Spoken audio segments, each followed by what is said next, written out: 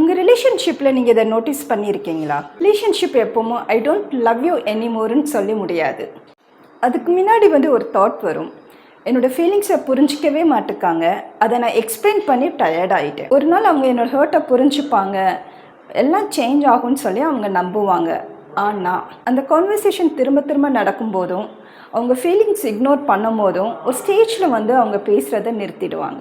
இது சைக்காலஜியில் எமோஷ்னல் வித்ட்ராவல்னு சொல்லுவாங்க. சில நேரங்களில் சைலன்ஸ் ப்ராப்ளம் சால்வ் ஆச்சுன்னு அர்த்தம் இல்லை, என்னோடய பெயினை யாரும் புரிஞ்சிக்க மாட்டாங்கங்கிற வழியில் அமைதி. நீங்கள் பேசிகிட்டு இருக்கும் போது அந்த கான்வர்சேஷன் ஒரு மிஸ்லீட் பண்ணுது, இல்லை ஒரு டிஸ்கஷன்ஸ் அப்ரப்டாக எண்ட் ஆகுது அப்படின்னா அது அக்செப்டன்ஸ்குள்ளே வந்துச்சுன்னு கிடையாது. மேபி தி அதர் பர்சன் இவங்க என்னை புரிஞ்சிக்க மாட்டாங்கன்னு சொல்லிட்டு அமைதியாக கூட போகலாம். அந்த டைமிங்கில் அவங்கக்கிட்ட நீங்கள் என்ன ஆச்சுன்னு கேளுங்க. ரிலேஷன்ஷிப் எப்போவுமே பெரிய சண்டையில் முடிகிறதில்ல. நம்மளோட டே டு டே ஆக்டிவிட்டீஸில் நடக்கிற ஒரு சில மிஸ் அண்டர்ஸ்டாண்டிங்ஸ் ஒரு எமோஷ்னல் டிஸ்கனெக்ட்டுக்கு லீட் ஆகும். சின்ன சின்ன விஷயங்கள் தான் நம்மளோட பெரிய டெசிஷன் எடுக்கிறதுக்கு ரீசனாக இருக்குது. Don't ignore the small signs in the relationship. Pay attention and act on it.